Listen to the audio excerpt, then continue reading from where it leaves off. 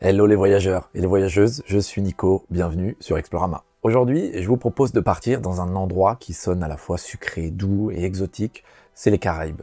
On va découvrir ensemble les raisons de voyager sur une vingtaine d'îles qu'on peut regrouper sous le nom de Petites Antilles et qui forment un arc bien connu en Amérique centrale entre Puerto Rico au nord et les côtes du Venezuela au sud. Par souci de clarté, on va y aller par ordre alphabétique, mais je vous donnerai à chaque fois la situation de l'endroit. Alors deux grandes exceptions, la Guadeloupe et la Martinique, que je vais traiter à part. Non pas qu'elles soient plus importantes ou moins importantes, même si elles sont toutes les deux parmi les plus grandes îles, mais tout simplement pour une raison très simple, c'est que 90% des voyageurs francophones et même plus se rendent dans l'une ou l'autre de ces deux îles lorsqu'ils vont dans la région Caraïbe. Sans grande surprise, évidemment, puisque ce sont deux régions et départements français d'outre-mer avec tout ce que ça implique. Par contre, je vais parler ici de Saint-Martin et de Saint-Barthélemy, mais du coup, pour la Guadeloupe et la Martinique, il faudra attendre qu'on en soit à la lettre G ou la lettre M, qui vivra verra. Je vous rappelle aussi le deal, pas de géopolitique ici, et pas dans les commentaires non plus. Et puis c'est juste une introduction, c'est un résumé. Évidemment, on va pas parler de chaque île ici complètement en détail. C'est pour faire connaître et illustrer ces destinations. Donc si vous avez un lieu qui vous tient à cœur, que vous voulez partager, ou quoi que ce soit qui a un rapport avec le voyage, faites-le dans les commentaires, avec bienveillance et intelligence. Évidemment, ça va de soi. Alors pas vraiment de présentation du coup là pour cet épisode, puisque pour chaque endroit on va faire un petit topo précis, mais d'un point de vue global, toutes ces îles, elles se ressemblent sur pas mal de points de vue, notamment naturels et géographiques. On a des îles volcaniques avec du relief, des forêts tropicales, et d'autres qui sont beaucoup plus plates et parfois quasi désertiques, mais généralement, aux Caraïbes, le voyageur, il vient chercher du balnéaire, à fond les ballons, avec partout une côte Caraïbe, eau turquoise, sable blanc, coraux, et de l'autre, une côte atlantique qui est plus sauvage, plus agitée. Ce sont les côtes respectivement sous le vent et au vent, donc exposées aux alizés ou moins exposées. On a une prédominance aussi très forte donc du balnéaire, mais aussi des croisières, que ce soit les très gros bateaux ou les tout petits. C'est une des grandes zones de croisière du globe, avec par exemple la Méditerranée. Est-ce que c'est bien ou pas? Ça, je sais pas. Partout, on a aussi l'environnement tropical, bien entendu, avec son climat, avec pas mal de turbulences en été, puis un temps beaucoup plus calme en hiver, mais toujours chaud. Et bien sûr, à défaut de la faune qui est finalement peu nombreuse, on a la flore qui elle est très riche par contre, au moins sur les îles les plus humides, avec les hibiscus, les frangipanes et les orchidées, tout un tas d'espèces de fleurs et de plantes, j'en passe, et des meilleures. Et puis dernier grand fil rouge de cette région, bien cette tradition du rythme, la musique, la danse, avec particulièrement les carnavals qui ont lieu partout. Le plus grand c'est sur l'île de Trinidad, mais il y en a plein d'autres. Allez, on est parti pour ce voyage aux Caraïbes et on démarre dans l'ordre alphabétique, je le rappelle, avec l'île d'Anguilla. Alors, Anguilla, c'est une île où on parle anglais, on conduit à gauche, et pour cause, c'est un département d'outre-mer anglais. Alors, territoire d'outre-mer anglais, pas département, je fais une erreur, mais il faut savoir que ça implique des choses très différentes que l'outre-mer français. J'imagine que pour beaucoup d'entre vous, c'est plutôt ça le point de repère. En fait, c'est très différent comment ça se passe en Angleterre, à savoir que voilà, ils ne votent pas, par exemple, pour les élections au Royaume-Uni, et il n'y a même pas la même monnaie, c'est même pas le même passeport. Donc c'est un système d'outre-mer qui est un petit peu différent.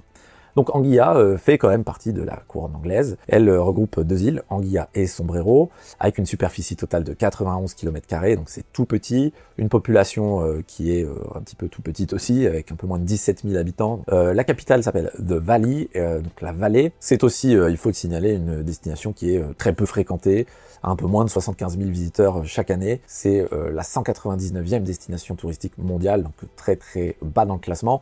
Mais en réalité, il faut pas le prendre comme ça. Parce que si vous avez fait le rapprochement, 75 000 visiteurs par an pour une population qui est à peine de 17 000 habitants, c'est énorme finalement. Et en définitive, eh bien c'est assez logique puisque c'est une île qui est toute petite, très peu peuplée, qui a donc très peu de chances de pouvoir accueillir des millions et des millions de personnes. Tout simplement parce qu'il n'y a ni la place, ni l'infrastructure, même si les infrastructures sont bonnes. Donc Anguilla, elle est, pour la situer, toute proche de Saint-Martin, voilà, dans le nord des Petites Antilles. Elle prend son nom de sa forme très étirée, on la compare à une anguille, donc d'où voilà ce nom. Et sa voisine, c'est Sombrero, qui lui fait une sorte de chapeau un petit peu au large, et qui est donc assez bien nommée, mais qui elle est vraiment minuscule. Anguilla, c'est d'abord une trentaine de plages, dont Shoals Bay ou encore Meads Bay, qui sont jugées parmi les plus belles, et qui sont même parmi les plus belles du monde, il faut le dire, et qui constituent donc son atout majeur.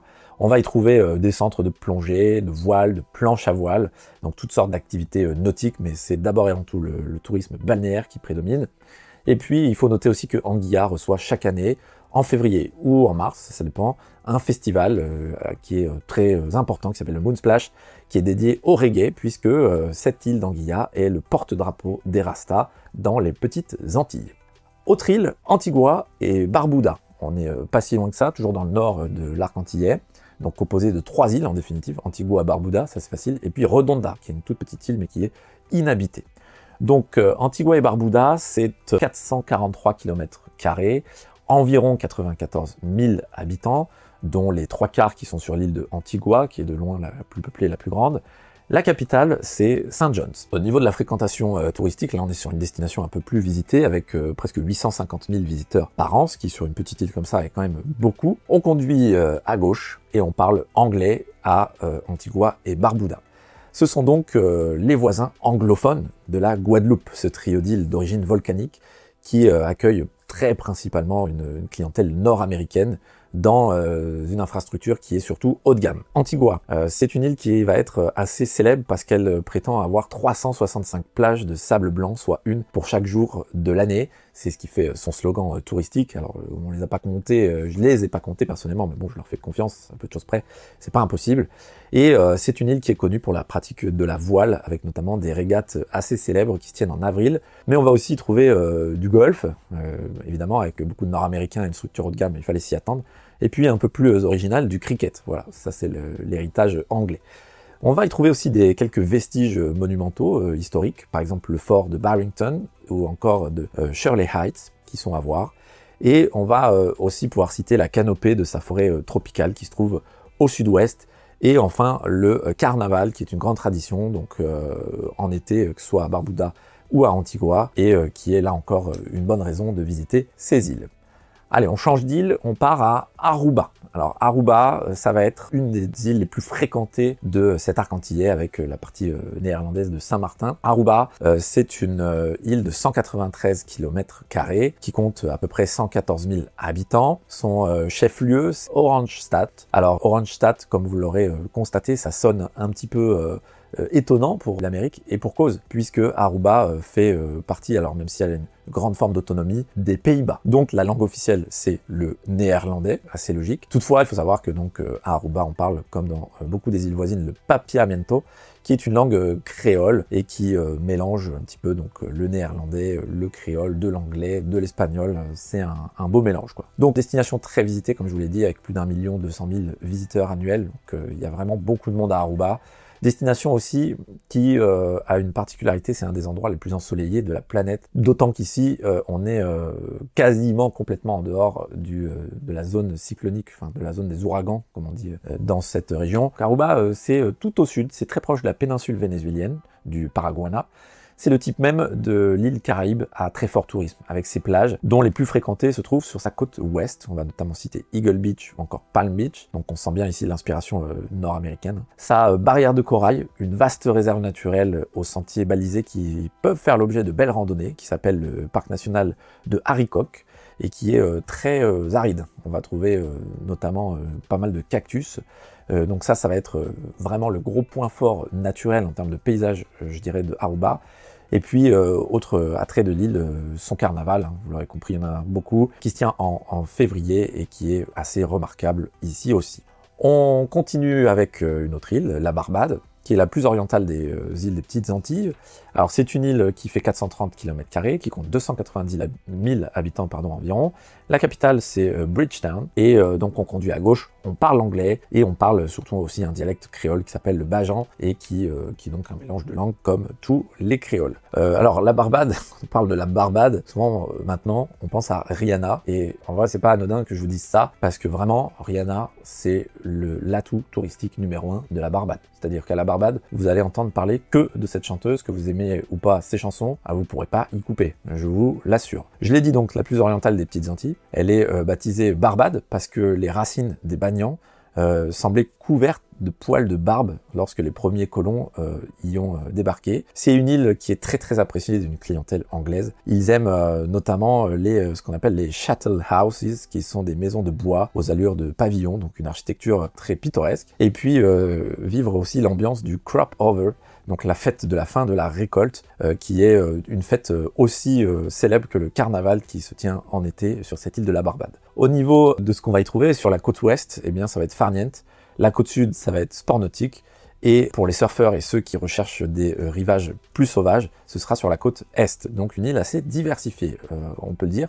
Particularité également dans le centre de l'île, on va trouver un dédale de grottes assez remarquable qui s'appelle les Harrison's Cave, et puis un jardin botanique qui est très visité, qui est le Flowers Forest, et qui donc, comme son nom l'indique, est une vraie forêt de fleurs. On part maintenant ailleurs, avec ce qu'on va pouvoir appeler, entre guillemets, les Pays-Bas caribéens, c'est-à-dire les îles de Bonaire, Saba et Saint-Eustache. L'île de Bonaire appartient à ce qu'on appelle les îles sous le vent. De l'avis de beaucoup, sa barrière de corail en fait le plus beau site de plongée des Caraïbes. Les seuls rivaux locaux sont les flamants roses. Et oui, il y en a énormément, entre autres dans le parc national de Washington Slack Bay, qui abrite aussi des iguanes et des perroquets, donc une île pleine d'exotisme. Et puis on pourra aussi y voir d'anciennes salines qu'on peut visiter et qui sont également une curiosité. Saba et Saint-Eustache, pour leur part, ce sont les îles du vent. Elles sont très loin, elles sont à plus de 1000 km au nord de leur sœur Bonaire qui se trouve donc au sud. L'île volcanique de Saba, elle offre la qualité de ses fonds marins, une végétation qui est très spécifique, avec notamment beaucoup de mousses et d'orchidées. Et puis une ascension assez réputée auprès des randonneurs, c'est celle du mont Scenery, qui est le point culminant des Pays-Bas. Eh oui. Pour l'île de Saint-Eustache, ça va également être les sentiers de randonnée qui vont faire le plus grand attrait touristique, on va dire, pour les voyageurs, et notamment ceux qui mènent au volcan qui s'appelle The Quill, tandis que les plongeurs, pour leur part, iront checker les épaves de navires, et que ceux qui aiment l'histoire arpenteront les forts d'Orangier et de Vint. On change d'île, encore une fois, et on part dans un archipel qui est certainement plus connu, sont les îles Caïmans. On y roule à gauche, on parle anglais, et pour cause, c'est là encore un pays d'outre-mer anglais. Il y a 3 îles principales aux îles Caïmans, à savoir Grand Caïman, Caïman Brac et Little Caïman. Elles sont situées entre Cuba et la Jamaïque et elles couvrent une petite superficie L3 de 264 km². La population, elle est relativement faible avec à peine plus de 57 000 habitants. Le chef-lieu, c'est Georgetown. Et au niveau de sa fréquentation touristique, c'est une destination plutôt quand même confidentielle, entre guillemets, puisque avec 385 000 visiteurs annuels, c'est la 154e destination touristique mondiale. Alors, ceux qui vivent dans cet archipel, qui est situé au sud de Cuba, ils ont 2 centres d'intérêt majeurs. C'est soit la tortue, soit le touriste. Ceux qui n'y vivent pas, ils viennent généralement pour vérifier sa réputation de paradis fiscal. C'est la 5e place financière de la planète. On les connaît bien, les îles Caïmans, dans ce domaine. Soit ils viennent parfois juste pour le plaisir balnéaire, pour s'étendre sur des plages de sable fin, mais c'est une destination qui est très chère, il faut le savoir.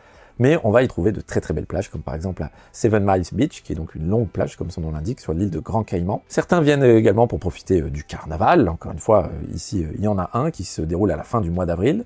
Les plongeurs, eux, ils vont apprécier les fonds marins, évidemment, translucides, avec le spectacle de la faune, notamment des raies géantes qui côtoient celui du corail autour de plusieurs épaves. Et puis, pour tous ceux qui cherchent le calme, on pourra partir de la plus animée Grand Caïman pour regagner ces 2 sœurs qui sont beaucoup plus confidentielles. Continuons notre découverte avec Curaçao, cette île proche du Venezuela. Curaçao, elle fait partie des poétiques îles sous le vent, donc c'est un pays indépendant au sein du royaume des Pays-Bas. Les plages ici, c'est le grand attrait, surtout celles de la côte sud-ouest, et on y trouve beaucoup de centres de plongée, la plongée étant l'activité dominante sur cette île de Curaçao. Contrebalancée toutefois par un attrait qu'on ne soupçonne pas, c'est l'architecture, la découverte de la très colorée Wilhelmstadt, et puis cette architecture très particulière, elle est d'ailleurs inscrite sur la liste du patrimoine mondial de l'UNESCO. C'est vraiment un endroit qui est très très beau, Wilhelmstadt. Et puis aussi à Curaçao, vous en doutez bien, un très long carnaval qui débute en janvier. Curaçao, c'est une île qui mesure 444 km² de superficie avec un peu moins de 150 000 habitants, donc c'est quand même assez peuplé hein, pour une petite île comme ça. Et le chef-lieu, on l'a dit, c'est Wilhelmstadt. Voilà. On continue notre grand voyage avec la Dominique. Cette île, elle est née d'une poussée volcanique. Elle se trouve exactement entre la Guadeloupe et la Martinique. Et fait tout à fait notable, c'est le dernier refuge des Indiens Caraïbes. Il faut savoir que la région Caraïbe prend le nom de ce peuple. Elle ne manque pas de diversité, cette île de la Dominique. Elle est tout en relief. On va y trouver des cascades, notamment les plus connues qui sont Trafalgar Falls. Il va y avoir le fameux lac de cratère bouillonnant de Boiling Lake, qui est un paysage unique et plutôt exceptionnel dans les Caraïbes. et puis des parcs nationaux qui sont recouverts d'une forêt tropicale, où on va pouvoir faire évidemment de la randonnée. On peut citer le Morne Trois Pitons. On va pouvoir voir de nombreuses espèces d'oiseaux divers et variés de toutes les couleurs, notamment sur un site qui s'appelle le Morne Diablotin. Il y a également côté océan des fonds marins qui sont très riches, avec les tombants, les récifs coralliens, des coraux, des réserves marines pour admirer tout ça. Du côté du littoral, on a des plages, mais il faut savoir qu'elles sont plutôt rares, les plages de sable à la Dominique, excepté au nord-est. Et puis, on va y faire évidemment de la plongée à la Dominique. On va pouvoir notamment observer les baleines à bosse, les cachalots, ou encore des dauphins, notamment au large de la pointe sud. Dernier point pour la Dominique, et bien évidemment, vous le voyez venir, le carnaval en février, et puis un festival de la musique créole qui se tient en octobre et qui est très réputé. On change d'île et on part à la Grenade. Alors cette île de la Grenade, elle se trouve complètement au sud de l'arc antillais. Alors petite particularité que je ne savais pas mais que j'ai découvert en préparant cet épisode, il faut savoir que la gouverneure en l'occurrence de la Grenade s'appelle Cécile La Grenade. Donc c'était, je trouve, prédestiné. Voilà, c'est anecdotique, hein, je vous raconte ça. Bon, voilà, je pense que tout le monde s'en fout peut-être un peu. Donc la Grenade, tout au sud de l'arc antillais, on l'a dit, elle est surnommée l'île aux épices. Elle est forte d'une cinquantaine de magnifiques plages de sable blanc et elle est connue pour être l'île des noix de muscade qui dégage ce parfum assez tenace.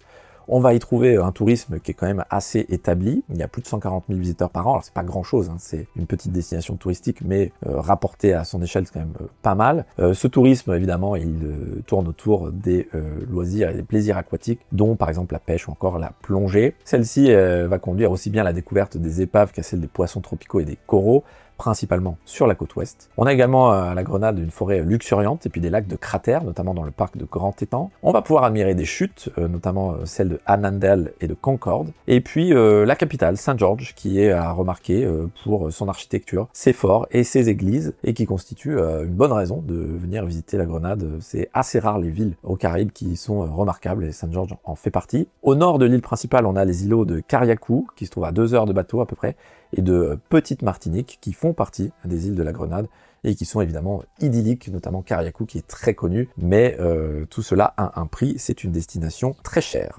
On part maintenant sur l'île de Montserrat, qui est située au nord-ouest de la Guadeloupe, l'île d'Émeraude comme on l'appelle. Elle est à forte empreinte irlandaise, et oui.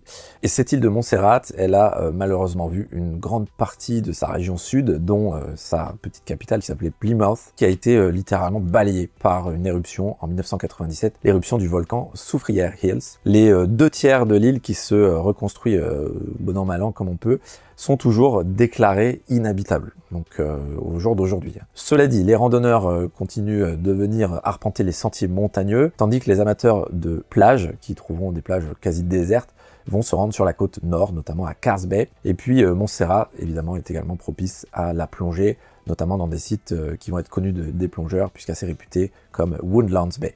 On passe maintenant à l'île de Saint-Barthélemy, qui se situe dans la partie nord de l'arc des Petites Antilles, à environ 25 km au sud-est de Saint-Martin. C'est une toute petite île qui mesure à peu près 24 km² et qui comprend également quelques îlots. On va y trouver 7000 habitants, un petit peu plus. Sa principale agglomération, si on peut dire ça, dans sa plus grande ville, en tout cas, c'est Gustavia. La langue officielle, c'est le français, puisque on va être ici sur un territoire d'outre-mer français. Saint-Barthélemy, c'est des îles et des îlets avec des noms parfois pittoresques. Le Boulanger, la Tortue, la Fourchue, et puis cette petite capitale de Gustavia dont on a parlé, qui voit accoster des bateaux de plaisance, surtout nord-américains, c'est le principal tourisme ici. Les anses des côtes nord-ouest et sud sont plus intimes pour leur part et propices à des petites balades ou même au surf, puisque ici l'océan est quand même assez déchaîné. Et partout, on va avoir cette architecture de l'époque suédoise, entre guillemets, avec ses façades blanches et ses toits rouges qui forment quelque chose d'assez remarquable et pittoresque. On change d'île, autre île, Saint-Kitts et Nevis, qui est composée donc de 2 îles principales, à savoir Saint-Christophe, Saint-Kitts et Nevis, ou Nieves en français. Ici, on a 261 km², 168 pour Saint-Kitts et 93 pour Nevis, et environ 52 000 habitants, un peu plus, dont les 3/4 qui habitent sur l'île de Saint-Kitts, notamment dans le chef-lieu, qui est Basse-Terre. On parle anglais et on conduit à gauche, et pour cause, nous sommes encore ici, dans un territoire d'outre-mer anglais. Le passage des bateaux de croisière et la vie balnéaire, c'est ce qui anime ces 2 îles de Saint-Kitts et de Nevis, dont le tourisme tente de résister un petit peu à cette mode du luxe qui va toucher d'autres îles. La fierté de Saint-Kitts, c'est la forteresse de la colline de Brimstone, qui est bâtie à la pointe de ce qu'on appelle le Gibraltar des Antilles et qui est inscrite sur la liste du patrimoine mondial. C'est une structure assez remarquable et un paysage voilà, qui vaut le détour. Sur l'île de Nevis, on va avoir pour centre d'intérêt les jardins botaniques qui sont assez fameux, le volcan de Nevis Peak ou encore tous les souvenirs qui sont liés à l'amiral Nelson. Sur l'une comme sur l'autre de ces îles, les plages les plus réputées se trouvent à chaque fois dans les environs des chefs-lieux. On ne s'arrête pas en si bon chemin, on part à Saint-Martin. Saint-Martin est surnommée l'île amicale. Pourquoi? Parce que, vous le savez peut-être, elle est le résultat d'une copropriété qui est assez unique en son genre, à savoir qu'il n'y a pas vraiment de frontières, mais il y a deux parties à l'île, c'est-à-dire une partie française, qui est la partie nord et qui est la plus grande, et une partie néerlandaise, qui s'appelle Sint Maarten, du coup, et qui se trouve au sud, qui est la plus petite, mais qui est à la fois la plus peuplée et de très loin la plus visitée. C'est même l'île, entre guillemets, du coup, la partie de l'île la plus visitée des Caraïbes, avec plus de 2 400 000 visiteurs par an, ce qui, sur une toute petite superficie, puisque ça fait que 34 km², 41 000 habitants, c'est donc absolument énorme. On peut parler là de tourisme de masse. C'est même la 75e destination touristique dans le monde. Pour vous donner une comparaison, la partie française, elle mesure 53 km², elle compte 32 000 habitants. Son chef-lieu, c'est Marigot, et elle ne reçoit à peu près que 530 000 visiteurs par an. Donc vraiment rien à voir entre les deux parties de l'île, et d'ailleurs, elles ont en elles-mêmes absolument rien à voir. L'île, elle est vouée à un tourisme assez chic et festif. Et dans la partie française, c'est là où les plages sont les plus nombreuses, on va pouvoir citer la baie de Netley ou encore celle de Marigot, où vont venir les voyageurs qui recherchent les plaisirs balnéaires, mais aussi les plaisirs de la vie nocturne. Tandis que la baie orientale, elle est très connue pour ses plages nudistes. Et oui, c'est un grand centre du nudisme. Et le Galion, pour sa part, est un lieu assez connu auprès des surfeurs. Dans la partie néerlandaise, qui est complètement américanisée et qui n'a absolument rien à voir en fait avec la partie nord, on va pouvoir citer Mullet Bay ou encore Simpson Bay, qui là sont des enclaves très haut de gamme, comme on pourrait retrouver par exemple en Floride. L'écologie, notamment par le biais de la réserve naturelle de Saint-Martin au nord, ou encore l'écotourisme, notamment avec les sentiers balisés vers le pic qui s'appelle le pic Paradis, essaye de se faire une place dans ce panorama de grand tourisme pour sa partie sud. Autre île beaucoup moins fréquentée, Saint-Vincent et les Grenadines. On les appelle les îles du vent car elles sont caressées par les alizés plus que tout autre et elles sont relativement peu fréquentées, peu connues. Parmi les atouts de l'île principale qui est donc Saint-Vincent, on va avoir les plages des côtes nord et ouest.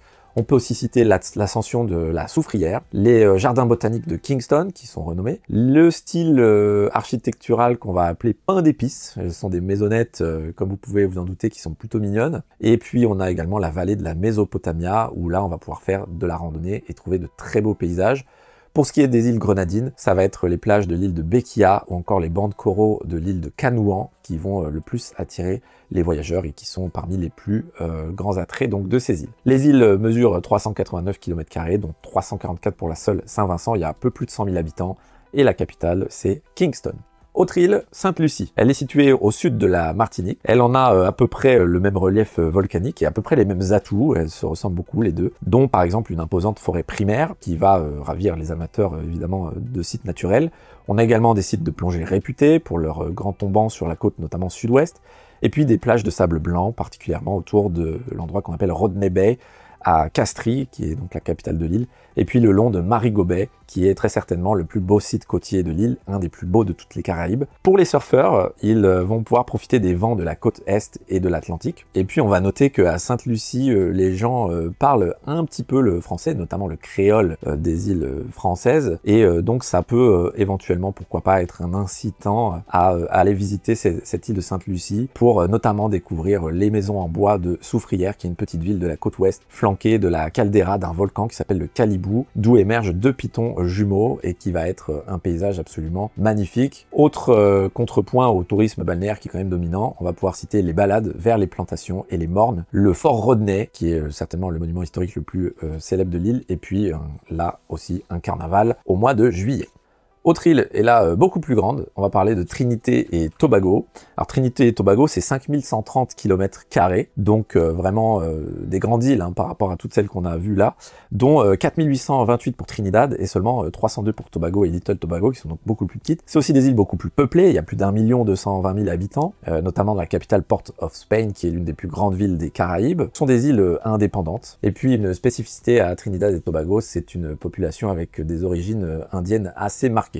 Hormis le pouvoir d'attraction balnéaire de ces deux grandes îles principales et des 23 îlots qui constituent donc Trinité et Tobago, il y a un mot qui va les définir, c'est le MAS, abréviation de Masquerade. C'est effectivement dans la capitale Port of Spain, à Trinidad, que se déroule ce très grand carnaval au mois de février, avec un jour d'ouverture qui est au moins l'équivalent du carnaval de Rio. Mais c'est tout l'archipel qui va être concerné par cette fête qui est probablement la plus grande fête des Caraïbes. Quant à la musique, pour sa part, elle est fortement ancrée. D'une part, il y a le genre, le calypso, qui est devenu la soca, qui est le plus ancien des Antilles à avoir survécu, et d'autre part l'instrument, qui est le steel pan, bien connu, qui est un pur produit de l'endroit, qui fait un son assez caractéristique. Autre atout en dehors de ce carnaval de Trinidad, eh bien il va y avoir la forêt et les collines de ce qu'on appelle le Northern Range et de Southern Range, donc qui sont des chaînes montagneuses au nord et au sud de l'île. Il y a aussi les plantes et les oiseaux, dont les ibis rouges magnifiques, dans les nombreux parcs naturels. Et puis il y a les plages, on l'a dit, notamment des côtes nord, autour de Maracas Bay, et est, comme Mayaro Bay ou encore Manzanilla Bay. Pour ce qui concerne l'île de Tobago, beaucoup plus petite, mais aussi beaucoup plus touristique, on va y trouver la forêt, là encore, la plongée, notamment pour l'observation des raies manta, le surf sur certaines plages, et puis les très belles plages de Pigeon Point ou encore de Castara Bay, qui sont très réputées dans les Caraïbes, les chutes d'eau de Kings Bay ou encore la réserve d'oiseaux de Little Tobago en ce qui concerne les paysages.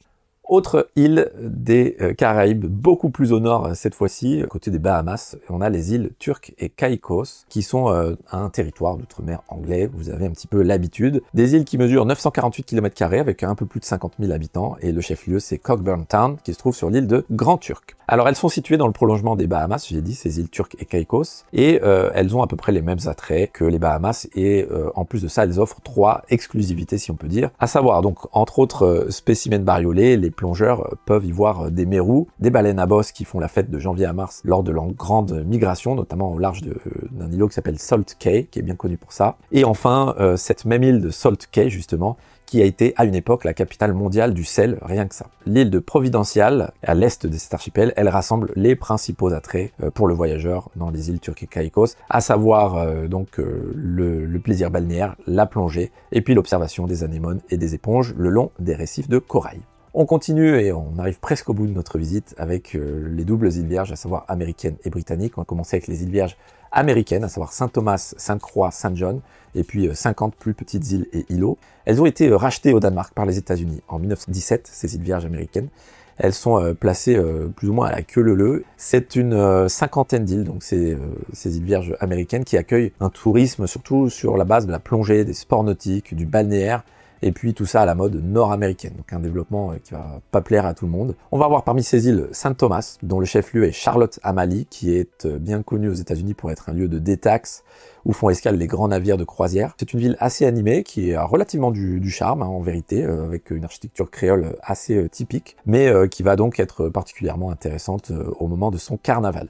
L'île de Sainte-Croix possède une ville principale qui s'appelle Christiansted, qui a su préserver une architecture danoise, et donc une atmosphère danoise. Et sur cette même île de Sainte-Croix, on va également pouvoir visiter un imposant aquarium dans la ville de Frederiksted. Tandis que sur l'île de Saint-John, là on va trouver des plages magnifiques, les plus belles de l'archipel, et puis des chemins de randonnée, puisque l'île est principalement occupée par un grand parc national qui fait donc là la part belle à la nature. Et puis de leur côté, les îles Vierges britanniques, qui elles donc dépendent du Royaume-Uni. On va avoir Tortola, Anegada, Virgin Gorda et puis 38 petits îlots. Elles sont là aussi de très belles îles, sûrement plus jolies en termes de paysage que les îles Vierges américaines. Et elles sont moins touristiques par contre que leurs voisines américaines, mais aussi plus haut de gamme, avec notamment certaines îles qui sont carrément privées. Et elles se trouvent au nord totalement de cet arc des Petites Antilles. On a autour de l'île d'Anegada de nombreux plongeurs qui viennent parce qu'il y a pas mal d'épaves. Sur l'île de Tortola, qui est l'île la plus étendue, les amateurs de botanique vont se perdre parmi les philodendrons géants et le parc national de Sage Mountain, qui est magnifique. Et puis on va aussi trouver à Tortola de jolies baies, notamment sur la côte nord, avec par exemple Cane Garden, qui permettent de profiter des plages, mais aussi de pratiquer la plongée, la voile ou même le surf. Et puis la plus belle de toutes ces îles, ça va être Virgin Gorda, qui va notamment abriter un parc national qui s'appelle les Baths, donc le parc national des bains littéralement, et qui va être un des plus beaux paysages de toute la région Caraïbe, avec un labyrinthe de grands blocs de granit d'environ une dizaine de mètres de hauteur, et puis des criques absolument idylliques qui vont donc parsemer ce parc national. Et c'était ici notre dernière étape pour ce voyage très long, je vous l'accorde. Alors j'exclus pas peut-être de faire un épisode plus détaillé peut-être pour chacune de ces îles. On verra bien comment la chaîne évolue, mais si ça vous intéresse, en tout cas, ça coûte rien de me le dire. En attendant, j'espère que cette grande présentation vous a pas trop saoulé, vous a donné quelques informations, répondu à certaines questions et apporté un peu de dépaysement peut-être. C'est une région qui est superbe, on peut pas dire le contraire. Il y a une forme de monotonie, c'est normal ça, mais bon, il y a aussi cette langueur tropicale qui change la perception des choses. Je sais de quoi je parle puisque je viens d'une île tropicale moi-même, mais ce que je retiens le plus, c'est peut-être la culture, au sens large, qui pour le coup est beaucoup moins uniforme qu'on ne le pense. Voilà, en tout cas, n'hésitez pas à vous abonner à la chaîne pour continuer à voyager et à soutenir la chaîne. Partagez, likez si vous le voulez. Et je vous dis à bientôt pour le prochain pays ou la prochaine région sur notre liste. N'oubliez pas que chez vous, c'est la Terre et que la Terre, c'est partout. Bon voyage! Quand tu veux découvrir le monde, des paysages et des lieux magnifiques, il n'y a qu'un seul endroit pour ça, c'est avec Nico sur Explorama. Quand tu veux découvrir